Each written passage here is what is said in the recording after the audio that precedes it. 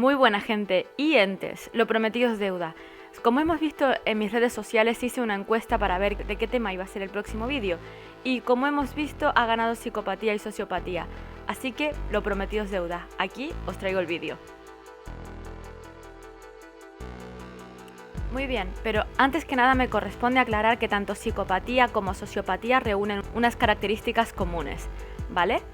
En términos generales podemos afirmar de que tienen una tendencia a dominar a otros mediante la coacción y la amenaza.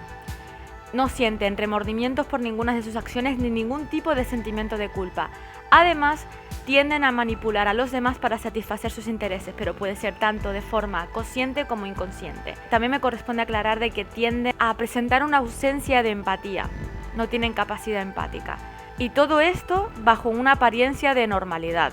De forma clínica están catalogados dentro del DSM-4 y ahora actualmente en el Manual de Psiquiatría, el DSM-5, como un trastorno antisocial de la personalidad y en el CIE-10 como un trastorno disocial.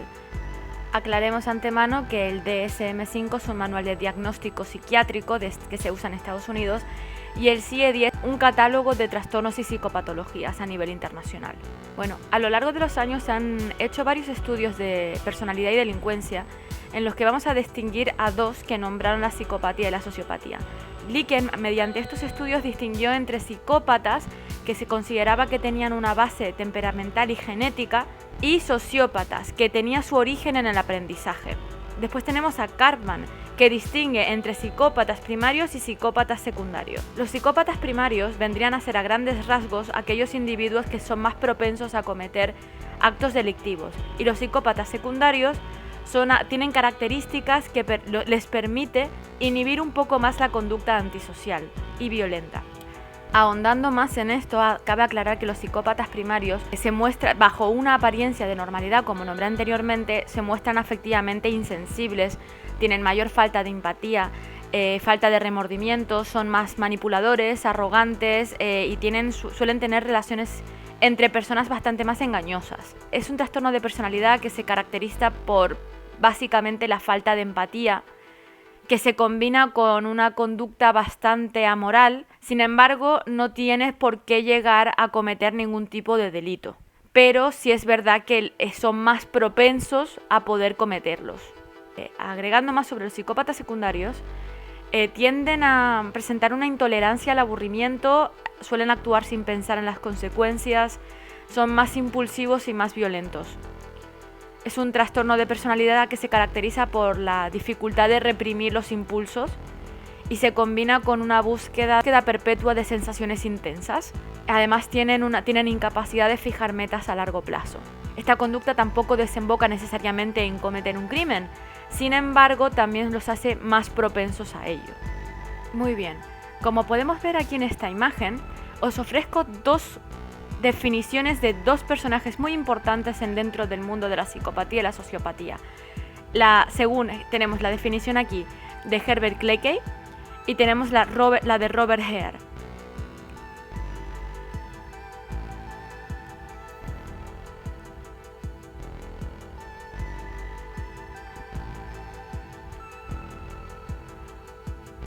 Observándolas podemos llegar a concluir entonces de que realmente un psicópata es un depredador de la especie humana, que utiliza la manipulación, la intimidación, el engaño y la violencia para controlar a los demás, para satisfacer sus necesidades egoístas. Por lo tanto, poseen las 4 características que nombramos en un principio en el vídeo. Pero dentro de la psicopatía y la sociopatía tenemos varios tipos. Ya nombramos anteriormente una de las primeras categorías, que son los psicópatas primarios y los secundarios. Pero realmente tenemos más. Garrido Genovés en 2003 clasificó los psicópatas en varios tipos.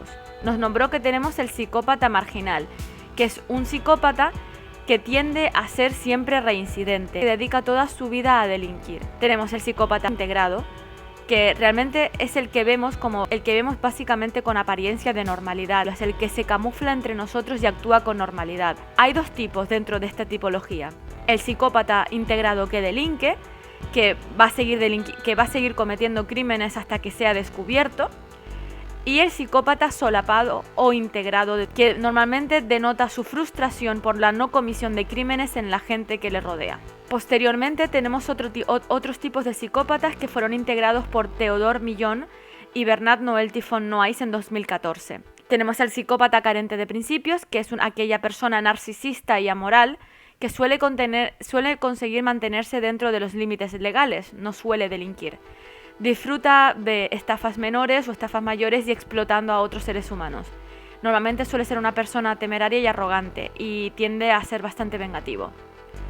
Posteriormente tenemos el psicópata solapado, que ya lo nombré anteriormente, pero ellos ahondan más en esta cuestión, que suele tener una máscara de amistad, de ser sociable, extrovertido, pero realmente guarda siempre un profundo resentimiento hacia aquellas personas que le rodean. Suele ser impulsivo, mantiene relaciones superficiales y bastante poco duraderas, no admite la exigencia de dificultades y además procura siempre de autoconvencerse de que sus intenciones son siempre buenas, aunque no lo sean. Después tenemos el psicópata tomador de riesgos, que es aquel que se involucra en peligros por necesidad de sentirse motivado. Vendría a ser el psicópata secundario que nombré anteriormente, ya que son los más impulsivos, son los que siempre se aburren, les falta autodisciplina y son irresponsables. Después tenemos el psicópata codicioso, que tiene un deseo muy fuerte por retribuirse lo que ellos consideran que el destino les ha quitado. Sienten que la vida no les ha recompensado como se merecen y que solamente usurpando los bienes y logros ajenos pueden satisfacer sus necesidades. Aunque nunca van a llegar a conseguir todo aquello que desean, nunca es suficiente. Y suelen presentarse como exitosos empresarios. Posteriormente tenemos el psicópata débil, que debido a que es un psicópata que siente miedo, siente temor, intenta cometer este tipo de actos para demostrar de que efectivamente no es así, entonces siempre va a atacar ante el pánico y va a dar una falsa imagen de seguridad y confianza, aunque realmente no sea así. Tenemos posteriormente el psicópata explosivo, que su violencia y su psicopatía aflora de forma súbita y es bastante agresivo y muestra esta agresividad cuando se siente frustrado. Sin embargo, esta explosión de agresividad no es instrumental, ya que no la usa para conseguir un fin determinado, simplemente suelta lo que tiene reprimido. Tenemos los psicópatas ásperos, que expresan sus frustraciones de forma pasiva e indirecta y tienen una actitud siempre reivindicatoria. Siempre están a la defensiva y para ellos todo es un motivo de pelea y jamás mostrará remordimiento ante ello. Suelen tener rasgos paranoides y siempre considerarán que los errores los cometen que los demás se equivocan y que ellos son perfectos.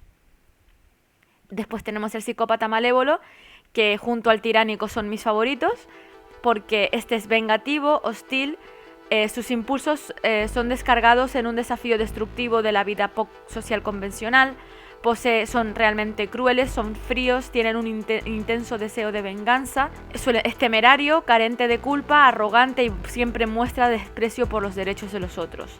Y el psicópata tiránico es el que está estimulado por la resistencia o la debilidad de otros. Algunos son agresivos, físicamente crueles, son sádicos, otros simplemente verbalmente. Siempre van a sentir placer acobardando y torturando a sus víctimas. El malévolo y el tiránico son los que normalmente utilizan para llevar a cabo las películas. Muy bien, ahora vamos a lo que realmente nos interesa. Una vez hablado de los tipos de psicópatas, tenemos que hablar de los psicópatas que son asesinos en series y los psicópatas sádicos sexuales. Bien, vamos a este esquemita que los he preparado por aquí. Tenemos, dentro de la relación entre psicopatía y asesinos en serie, podemos distinguir que los asesinos psicópatas seriales son aquellos que actúan sin ataduras morales, que saben y comprenden que están realmente haciendo daño, pero lo hacen porque obtienen un beneficio de esto y esa razón es suficiente para justificar sus actos. Podemos poner de ejemplo en esto los francotiradores de Washington. Los motivos que usualmente mueven a este tipo de asesinos seriales suelen ser variados, no hay ninguno fijo, pueden ser desde la venganza hasta el homicidio sexual, sadismo, etc. Lo que tenemos que tener claro es saber diferenciar los asesinos seriales que son víctimas de un brote psicótico de los asesinos seriales que son psicópatas. Básicamente, la diferencia estaría en actuar bajo enajenación mental o el actuar con una mente fría. Después, con respecto a los psicópatas sexuales o agresores sexuales y con rasgos psicopáticos, para poder diferenciarlos de otro tipo de agresores sexuales tendremos que tener en cuenta la biografía del individuo que lleva a cabo este acto. Muchos autores con respecto a este ámbito consideran que la gran mayoría de los delincuentes sexuales son psicópatas. pero hablaré más detenidamente sobre el tema de las agresiones sexuales en otro vídeo, donde quiero clasificar los distintos tipos de autores y los distintos tipos de violadores. Sin embargo, antes de terminar con esto aquí, cabe destacar que normalmente este tipo de psicópatas que llevan a cabo agresiones sexuales son considerados por Clechay como agresorópata sexual psicópata, ¿vale? Ese sería el término correcto. Porque considera que la motivación sexual realmente en este caso, en el caso de los psicópatas, tiende a ser secundaria, ya que lo que quiere es demostrar poder y dominación sobre la víctima. Suele ser reincidente y siempre lo negará todo. Cabe añadir de que reúnen características sádicas y que practican torturas y actos sádicos que normalmente finalizan con la muerte de la víctima. Por lo tanto, este tipo de psicópatas sexuales también suelen ser asesinos seriales. Por lo tanto, lo que define al agresor sexual psicopático vendría a ser que lleva a cabo la agresión sexual o la violación no por satisfacción sexual, sino por poder, control y tortura a su víctima. Muy bien, pero realmente entonces, ¿qué es un psicópata? Porque lo hemos definido anteriormente como un depredador dentro de los seres humanos, pero realmente es una persona que tiene un trastorno de la personalidad antisocial, ¿vale? Es una persona que se caracteriza porque tiene una alteración de carácter o podemos decir o de las emociones o la conducta social, y no suelen presentar ningún tipo de anormalidad intelectual. Son personas que pueden cometer, como cualquier otra, hechos delictivos muy graves, pero con la diferencia de que nunca mostrarán ningún tipo de arrepentimiento ni ningún tipo de sentimiento de culpa por lo que han hecho. Y normalmente su problema está con respecto a su personalidad y a su conducta y la manera en la que experimentan sus emociones. Suele considerarse de que tienen una disfunción en la esfera afectiva, que se suele manifestar mediante rasgos de personalidad como narcisismo, egocentrismo, falta de empatía, insensibilidad y frialdad emocional, ¿vale? Se considera que el psicópata jamás va a perder el contacto con la realidad. Es una persona que tiene los pies en la tierra. Sin embargo, su mundo afectivo jamás llegará a integrarse en su razonamiento. Jamás van a llegar a sentir y a emocionarse de la misma forma que se emociona una persona que no tiene este trastorno. Por lo tanto, lo que sí suelen hacer es comportarse como camaleones. Suelen copiar para mostrar una aparente normalidad la forma de comportarse y la forma de emocionarse que tienen otros. Esto es lo que quiero aclarar básicamente. A diferencia de los sociópatas, que los sociópatas normalmente se caracterizan porque suelen mostrarse como delincuentes habituales y son criminales que suelen meterse en bandas organizadas, ¿vale? Todo el mundo, dirán, bueno, si realmente sociópatas y psicópatas están integrados como el mismo tipo de trastorno de la personalidad, porque ambos se consideran trastornos de la personalidad antisocial, entonces, ¿qué los diferencia?